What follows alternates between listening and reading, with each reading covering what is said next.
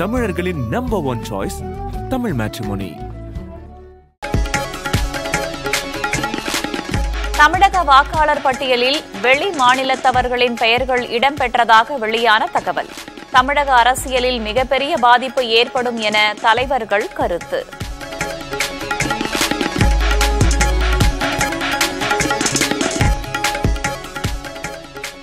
கிராமப்புற ஏழை எளிய மக்களுக்கும் தரமான மருத்துவ சேவை கிடைப்பதை உறுதி செய்வதே எனது எண்ணம். நலன் காக்கும் ஸ்டாலின் மருத்துவ திட்டத்தை தொடக்கி வைத்து முதல்வர் பேச்சு. நம்ம அரசுடைய குறிக்கோள் நகர்ப்புறத்துல நல்லா படிச்சு வசதியானவங்களுக்கு கிடைக்கிற மருத்துவ சேவை கிராமப்புறத்தில் இருக்கக்கூடிய ஏழைகளே பாமர மக்களுக்கும் கிடைக்கணும். அதை உறுதி செய்வோம். திமுக ஆட்சியில் விலைவாசி உயர்ந்துவிட்டதாக எடப்பாடி பழனிசாமி குற்றச்சாட்டு. அதிமுக ஆட்சி அமைந்ததும் போதைப் பொருட்கள் புழக்கத்தை இரும்பு கரம் கொண்டு ஒழிப்போம் எனவும் உறுதி. எல்லா உணவுப் பொருளும் 50% விலை உயர்ந்தது. 50% விலை உயர்ந்தது. ஆனா மக்களுக்கு வருமானம் உயரல, செலவு அதிகரிப்பு, வருமானம் குறைவு. உலக பொருளாதாரத்தில் இந்தியா 3வது இடத்தை நோக்கி முன்னேறுவதாக பிரதமர் மோடி பேச்சு. இந்திய பொருளாதாரம் இறந்துவிட்டதாக அமெரிக்க அதிபர் டிரம்ப் பேசியதற்கு மறைமுக விளக்கம்.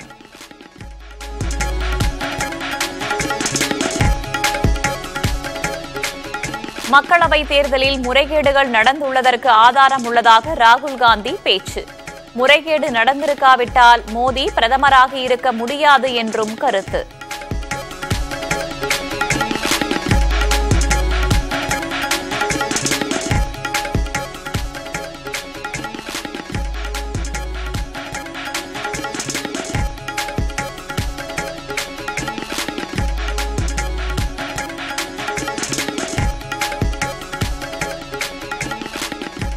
அன்புமணி பொதுக்குழு கூட்டத்திற்கு வருமாறு எனக்கு எந்த அழைப்பும் வரவில்லை. பாமக நிறுவனர் ராமதாஸ் புதிய தலைமுறைக்கு பிரத்யேக பேட்டி. நான் சொல்வதற்கு ஏதுமில்லை. நான் எதையும் பார்ப்பதில்லை, எதிர்பார்த்ததும் இல்லை. என்னுடைய 87 வயது வரை நான் எதையும் யாரிடமும் எதிர்பார்க்கவில்லை. டிஐஜி வருண்குமாருக்கு எதிராக அவதூறான கருத்துக்களை தெரிவிக்க சீமானுக்கு இடைக்கால தடை. மனுவுக்கு பதிலளிக்க சீமான் தரப்புக்கு சென்னை உயர்நீதிமன்றம் உத்தரவு.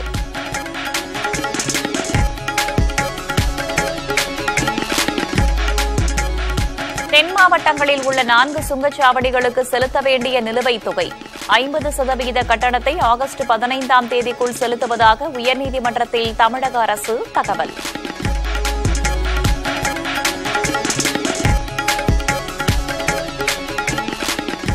நாளை முதல் 3 நாட்களுக்கு தமிழகத்தில் மிக கனமழைக்கான எச்சரிக்கை.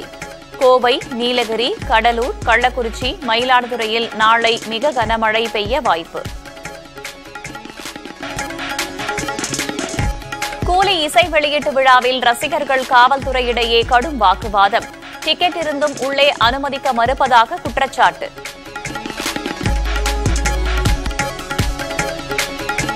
பாலியல் வன்கொடுமை வழக்கில் தேவேகவுடாவின் பேரன் பிரஜ்வல் ரேவண்ணாவுக்கு ஆயுள் தண்டனை. பெங்களூரு சிறப்பு நீதிமன்றம் அளித்த தீர்ப்பை கேட்டு கதறி அழுதார்.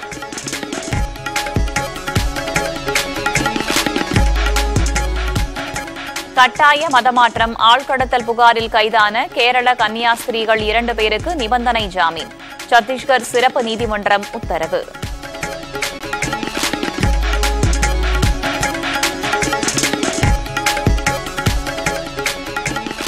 ரஷ்யா அருகில் அணுகுண்டு வீசும் திறன் கொண்ட நீர்மூழ்கி கப்பல்களை நிறுத்திய அமெரிக்கா. ரஷ்ய முன்னாள் அதிபர் மெட்வதேவின் பேச்சால் கோபமடைந்து உத்தரவிட்ட டிரம்ப்.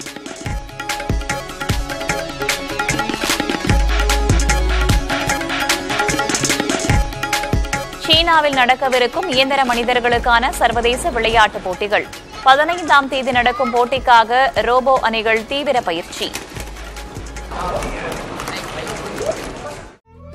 தமிழர்களின் நம்பர் 1 சாய்ஸ் தமிழ் மேட்ரிமோனி.